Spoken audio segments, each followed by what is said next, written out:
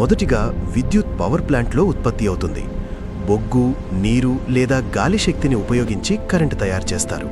ఉదాహరణకు NTPC limited వంటి సంస్థలు భారీ స్థాయిలో విద్యుత్ ఉత్పత్తి చేస్తాయి. అక్కడ ఉత్పత్తి అయ్యే కరెంట్ చాలా ఎక్కువ వోల్టేజ్లో ఉంటుంది.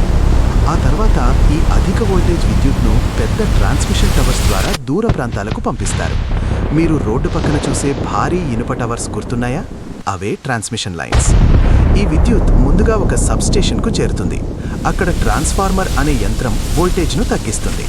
తర్వాత డిస్ట్రిబ్యూషన్ లైన్స్ ద్వారా మన కాలనీలకు చేరుతుంది. మన వీధిలో ఉన్న చిన్న ట్రాన్స్ఫార్మర్ మళ్లీ వోల్టేజ్ను 230 వోల్ట్స్కు తగ్గిస్తుంది. ఇది మన ఇంటి పరికరాలకు సరైన స్థాయి. చివరగా మీటర్ ద్వారా విద్యుత్ మన ఇంట్లోకి వచ్చి మనం స్విచ్ ఆన్ చేస్తే బల్బ్ వెలుగుతుంది. అంటే పవర్ ప్లాంట్ నుండి మన ఇంటి స్విచ్ వరకు విద్యుత్ ఒక నిశ్శబ్ద ప్రయాణికుడిలా ప్రయాణిస్తుంది.